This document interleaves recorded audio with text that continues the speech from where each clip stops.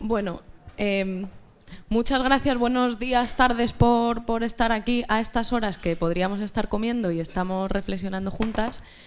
Quería agradecer lo primero a Rafa, a Isa, a Noé y a la Secretaría de Sociedad Civil por organizar esta charla y todas las que han organizado en la Universidad de Verano, y por el trabajo que hacen casi siempre con mucho rigor y muchas veces con bastante más invisibilidad de la que se debiera, pero sobre todo por hacerlo con mucho rigor, por no caer en la charlatanería y por hacer las cosas con la gente que se ha dejado la piel y que sabe de lo que habla y que sobre todo le pone corazón a las cosas que hace. Veo yo también, como decía Isa, por aquí a mucha gente, pues a Luisa, a Coy, a un montón de gente que está por aquí, a la que nos hemos encontrado hace muchos años ya en el camino, y a muchas que no conocemos pero que nos podemos conocer hoy.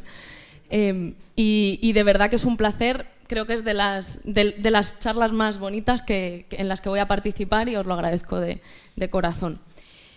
Quería empezar haciendo un par de consideraciones previas muy breves al respecto de los procesos de organización popular o de los procesos de empoderamiento ciudadano, o como lo queramos llamar, por si pueden dar algo de luz sobre este supuesto debate que hay entre la calle y las instituciones.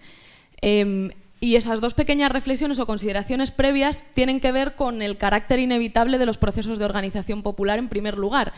No es posible elegir si queremos que la gente se organice o no. La gente en comunidad se organiza siempre, y se organiza por muchos motivos. Se puede organizar por afinidad en un club de fútbol, o de hinchas para ir a ver el fútbol, o para jugar al ajedrez, o para bailar. Se puede organizar por afinidad o por cercanía en el centro de trabajo o en el centro de estudio, aunque sea para ir a tomar unas cañas o para hablar de lo que han hecho en el trabajo o en el estudio. Y se puede organizar también para cubrir necesidades que no están siendo cubiertas por las instituciones, como puede ser la lucha por la vivienda, los colectivos de Stop Desahucios, o la plataforma de afectados por la hipoteca, o la plataforma de afectados por la vivienda pública y social, o como puede ser la marea verde o la marea blanca. Pero cuestionarse si esto es bueno o malo es como cuestionarse si el sol es bueno o malo. Pues va a salir por las mañanas, se pondrá por las noches, pero es un poco inevitable. Y aparte, algo consustancial a una cosa que creo que es motivo de alegría, además de inevitable, y es que las personas, por nuestra naturaleza, pues nos gusta relacionarnos con otros seres humanos y nos gusta hacer cosas juntos y juntas, insisto, ya sea por afinidad, por intereses compartidos, o para resolver necesidades materiales que no están teniendo resolución en el marco de la institucionalidad vigente. Y la otra cuestión, ya como consideración preliminar, pero adentrándonos en el terreno de la política, es que los procesos de organización popular y las organizaciones de la sociedad civil no solamente son inevitables, sino que es que son necesarias para el accionar político. Y además esto es muy complejo porque son necesarias algunas para el orden institucional vigente. Un think tank, como puede ser FAES, es necesario para que exista y se refuerce los mecanismos de legitimación del orden institucional vigente. Hay organizaciones de la sociedad civil que son más que necesarias para que un orden social dado se mantenga y se legitime, y no sea solamente necesaria la coerción para poder sostener ese sistema. Ejemplos hay muchos, yo he puesto el de FAES, pero no quiero daros cuenta de la cantidad de instituciones populares con las que el PP consigue mantener una hegemonía, no solamente porque la gente les vote para cada 4 años, sino porque aquello que ellos piensan se convierte en sentido común, como por ejemplo que en nuestro país hay recuperación económica y estamos en un escenario de recuperación económica, o por ejemplo que en el PP no pasa nada porque haya muchos corruptos y muchas corruptas, porque en el fondo son 4 manzanas podridas y en realidad es el único partido capaz de, digamos, hacer una gestión eficaz de la economía de nuestro país. Eso no lo cree la gente que les vota porque sea tonta, lo cree la gente que les vota porque hay muchas instituciones y trincheras en la sociedad civil cavadas para que esto pueda tener apariencia de verdad y de hecho convertirse en sentido común. Hay otra serie de instituciones y de organizaciones de la sociedad civil, de procesos de organización popular, que sirven para suplir carencias del orden institucional vigente, pero sin cuestionarlo. Y ahí también, pues por ejemplo, hay muchas organizaciones caritativas que desde además la mayor, digamos, la mayor de las buenas intenciones morales e incluso políticas y sociales, se organiza la gente para tratar de suplir necesidades que el orden institucional vigente no está supliendo y, sin embargo, no cuestionan ese orden. Y dicen, bueno, pues vamos a hacer, por ejemplo, cuando no hay comida suficiente en un barrio, vamos a intentar organizar un banco de alimentos donde, digamos, no se le pide a la gente mayor compromiso que el de ir y coger los alimentos. Como no hay alimentos, yo me organizo y suplo una necesidad sin cuestionar pues que eso tiene que ver, pues, por ejemplo, con el hecho de que vivamos en un sistema capitalista en el que para que unos acumulen mucha riqueza, otros no tengan ni para pagar un kilo de arroz. Pero también son necesarias esas organizaciones que suplen necesidades sin cuestionar el orden institucional. Por último, hay algunas, sé que es una distinción, digamos así, un poco maniquea, ¿no? Podríamos luego en cada caso analizar su complejidad. Pero que, por último, hay organizaciones de la sociedad civil y procesos de empoderamiento popular y de organización popular que sí cuestionan con su práctica diaria, y no solo porque lo digan, el orden institucional vigente. Y la plataforma de afectados por la hipoteca es un claro ejemplo de ello. No es solamente que diga, de hecho, muchas veces no decíamos que el problema es que vivamos en un sistema capitalista neoliberal. No, lo que decíamos es que había unos grandes entidades financieras que se concretaban en el director o la directora de la sucursal bancaria en la que tocaba negociar, que estaban, y una ley, además, hecha por políticos y políticas con nombres y apellidos, que estaba dificultando que a la gente pudiese tener garantizado su derecho a una vivienda y que, por tanto, con su acción o su omisión, estaban facilitando la vulneración sistemática de un derecho humano como es la vivienda. Hago estas dos consideraciones. Los procesos de organización popular son inevitables y son necesarios para cualquiera que se plantee hacer política, porque si no pareciera que podemos elegir si nos gusta o no nos gusta la calle, si nos gusta o no nos gusta el movimiento popular y, por tanto, si nos relacionamos o no con el movimiento popular. Como si no fuese un poco inevitable que cualquiera que se plantee hacer política, y más si es en un sentido transformador del orden institucional vigente, no tuviese que tener una mirada amplia pero contundente de trabajo junto a la gente de tu comunidad que se organiza por miles de motivos y que puede querer cambiar las cosas. Que si no les convences de que queremos cambiar las cosas, pues posiblemente las cosas no cambien. Eso para mí implica que, como digo, que el debate institución-calle es un poco torticero y reduccionista con la calle. Por cierto, aprovecho para decirlo, porque la calle no son solo manifestaciones, la calle, los procesos de organización popular son muy amplios, y además que el núcleo del debate ahora debiera ser algo así como: si queremos ganar, ¿cómo aprovechamos las diferentes posiciones que tenemos en los dispositivos de la sociedad civil y también de las instituciones? ¿Cómo aprovechamos esas posiciones para crear una nueva institucionalidad y seguir cavando trinchera, seguir ocupando posiciones clave en esa guerra de posiciones, usando la metáfora clásica de Gramsci, para poder ganar, para poder construir una nueva institucionalidad y cambiar las cosas? Creo que el debate es ese, más que si tenemos que elegir entre lo que nos gusta más o menos, la calle o las instituciones. En esa idea de construcción de una nueva institucionalidad, pues algunos apuntes. Primero, ¿qué es para mí o qué entiendo yo que es construir nueva institucionalidad? Creo que es construir comunidad. Es, bueno, muy sencillo y muy complicado de hacer, pero creo que es tan sencillo como decir: queremos construir una comunidad de vida, queremos organizarnos en común para vivir bien, y bien significa, sí, felices y contentos y con nuestras necesidades y nuestros derechos reconocidos y cubiertos, para que nuestra vida sea digna de ser vivida y para que nuestra vida sea una vida feliz, que es lo que todo el mundo queremos al final. Hay un ejemplo, y de hecho recomiendo este libro que le enseñaba a Rafa, porque fue con él con quien lo leí hace unos cuantos años. Se llama Queremos libertad. Cristian, si está por aquí, también lo leyó antes que yo, que es un compañero de sociedad civil, del equipo de sociedad civil. En este libro explican cómo los Panteras Negras se organizaron en Estados Unidos. Sabéis que fueron imprescindibles para dar la batalla contra la segregación racial y para dar la batalla por los derechos de la comunidad afroamericana y de la comunidad negra en Estados Unidos. Y ellos y ellas, porque había muchas mujeres también en los Panteras Negras, Tuvieron muy claro desde el principio, y lo cuentan muy bien en este libro, que era muy importante, si se querían organizar para conseguir un derecho político, que era muy importante construir comunidad. Y de hecho empiezan creando, no digo que eso es lo que tengamos que hacer ahora, cuento la historia de los Panteras Negras, empezaron creando brigadas porque uno de los problemas que tenían es que había mucha impunidad en la actuación policial contra las comunidades negras. Entonces lo que hicieron fue crear brigadas comunitarias que trataban de ir a explicarles a los policías, como si fuesen una suerte de abogados, pero sin haber estudiado muchas veces derecho, a explicarles que eso eran vulneraciones de la ley vigente, que no podían detener de forma arbitraria y que, pues bueno, que tenían una serie de derechos.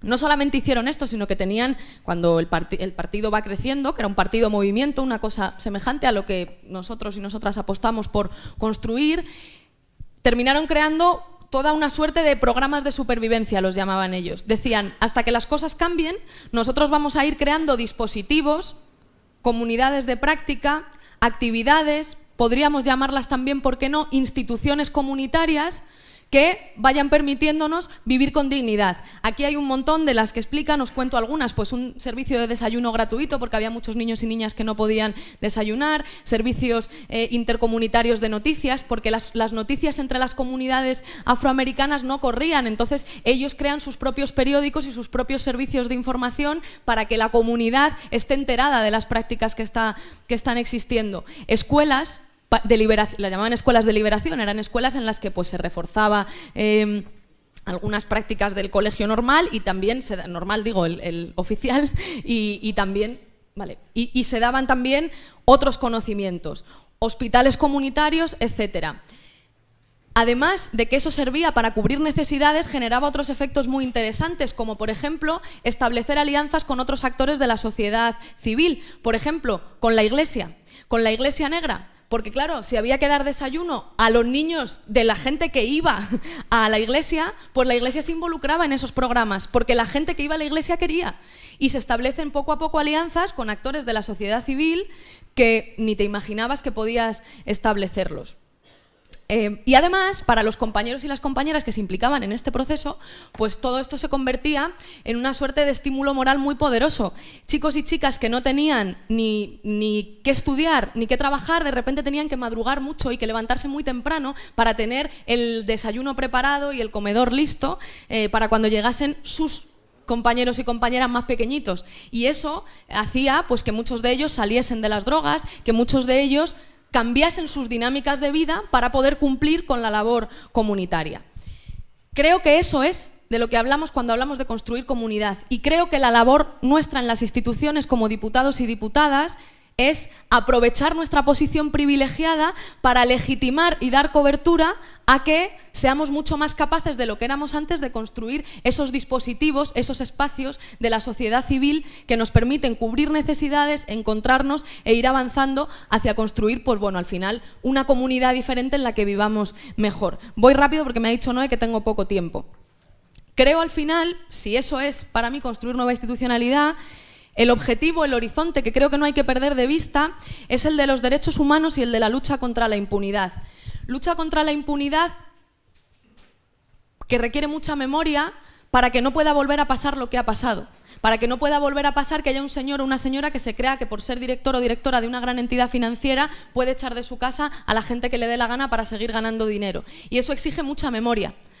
Por eso cuando insistimos en que no vamos a olvidar quiénes somos, de dónde venimos y a dónde vamos, no tiene que ver con una suerte de batalla identitaria, no tiene que ver con darse pechos en la espalda o con sacar una bandera, tiene que ver con decir que no nos vamos a olvidar de todas las atrocidades que han cometido, que vamos a pelear contra ellas y que las vamos a dejar bien claras, como pasa por ejemplo en Chile con las torturas, pues Villa Grimaldi, que todo el mundo vea lo que se hizo para que no se pueda volver a repetir, para que si a alguien se le intenta olvidar, vuelva a verlo y diga no, por aquí no, por otro sitio, que esto ya pasó y no queremos que vuelva a repetir. Y los derechos humanos, ayer hubo una mesa muy interesante en la que hablamos de esto, problematizados, porque claro, parece que los derechos humanos son algo ahistórico, no, son una concreción en papel de una serie de derechos porque eran consenso que debían ser garantizados a todo el mundo por el hecho de existir. Decía una mujer que allí donde hay una necesidad nace un derecho. Pues parte de nuestra tarea es defender los derechos humanos que ya están consagrados, por supuesto, y problematizarlos. Problematizarlos en el sentido de su titularidad, de quién puede ejercer esos derechos, porque a día de hoy hay gente que, por ejemplo, en función de su renta o en función del color de su piel puede o no acceder en nuestro país, o incluso por tener o no un trámite administrativo hecho, puede acceder o no a unos derechos de ciudadanía y no a otros. Entonces, pelear por la titularidad de los derechos y pelear por el listado, por cuántos derechos entran dentro de esos que nos tienen que ser reconocidos por el hecho de ser persona. Y recordar que ese conflicto es conflicto. Ayer había un señor, Norberto Lipski, que ha sido del Comisionado de Naciones Unidas por los Derechos de la Infancia, que decía con total rotundidad: la defensa de los derechos humanos implica un conflicto con las élites. No hay posibilidad de defender los derechos humanos en un contexto donde se están violando de forma sistemática, porque eso es condición para mantener los privilegios de la élite. No hay posibilidad de defender los derechos humanos sin conflicto con las élites. No hay posibilidad, porque precisamente su violación es condición del mantenimiento de esos privilegios. Y creo que la construcción de comunidad, por tanto, y voy muy deprisa, no, te lo juro, debe servir para, en definitiva, acabar esas trincheras, ir asentando posiciones en esa guerra de posiciones que nos permita ganar. Y eso no tiene que ver solo con la cantidad de las trincheras, sino con cuáles son las más estratégicas. Las nombro solamente. Creo que hay unas muy estratégicas, trincheras, organizaciones, instituciones que construir, que tienen que ver con resolver la situación de emergencia social, y de eso creo que va a hablar mucho Rafa, y tenemos una iniciativa preparada que tiene que ver con eso. Y ahí nosotras como diputadas tenemos la ventaja de que ahora podemos visibilizar eso. Me acuerdo cuando fuimos a los CIE. A los CIE no dejan entrar a cualquiera.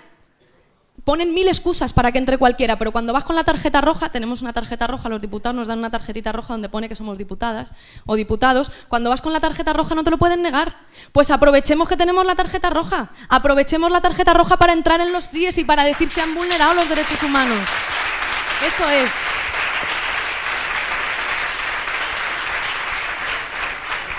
Creo que esas son unas trincheras estratégicas. Otras tienen que ver con los dispositivos privilegiados a través de los cuales se construyen los consensos y se construyen las hegemonías discursivas. Y esos son, Noelia Vera lo sabe perfectamente, pues la tele, los medios de comunicación, el cine, las series de televisión. Y ahí, pues bueno, podemos aprovechar desde la institución también para construir desde las televisiones públicas y para defender la tele pública, pero también podemos aprovechar que ahora tenemos muchos recursos económicos para montar nuestros propios pelis, documentales, cosas que la gente pueda ver y conocer cosas que de otra manera no conocería nunca, como cuando Pablo se sube al estrado en el discurso de investidura y habla de Julián Grimau o habla de las torturas franquistas o dice que el señor Fraga es el fundador del Partido Popular y que el Partido Popular, por tanto, ha sido fundado con manos manchadas de sangre. Y eso es también nueva institucionalidad. Y luego, claro que en las instituciones, además de usarlas para esto, son un espacio privilegiado de negociación con el enemigo o el adversario, y son un espacio privilegiado para traducir, como decía antes Isa, pues los nuevos equilibrios, todo lo que vayamos avanzando, traducirlo en leyes y decir, oiga, que ya los desahucios ya no pueden ser, en nuestro país no puede seguir pasando, vamos a cambiar la ley, y para negociar ahí los consensos. Insisto en el hecho, y con esto termino, de que la construcción de los derechos humanos implica un conflicto, que no hay posibilidad de hacerlo solo simpático. De hecho, ni el solo. No hay posibilidad de hacerlo simpático. Sí con sonrisa y sí con mucha ternura entre nosotros y nosotras. Pero con una ternura que saca los dientes con las élites. Porque es que, insisto, es que no se pueden construir derechos humanos con unas personas cuya posición privilegiada depende de vulnerárnoslos a los demás. Y no nos olvidemos de que eso también tiene épica y que eso también tiene sentido y que la ternura entre nosotros y nosotras, derrochar amor entre nosotros y nosotras, es la mayor épica que puede existir para construir una nueva institucionalidad. Y por eso, cuando ahora nos dicen tanto que está todo el mundo harto y que a ver qué va a pasar con esta situación política, creo que hay que empezar a decirles, porque creo que eso solo lo piensan los generadores de opinión, que son los que tienen voz en los medios de comunicación, pero no la gente. La gente ya estaba harta, harta de los desahucios, de no llenar la nevera, harta de no llegar a fin de mes. La gente ya estaba harta. Ahora que se harten ellos de vernos a nosotros, que se harte Felipe González, que se harte José María Aznar, que se harten los Botín de vernos la cara en las instituciones y fuera de ellas.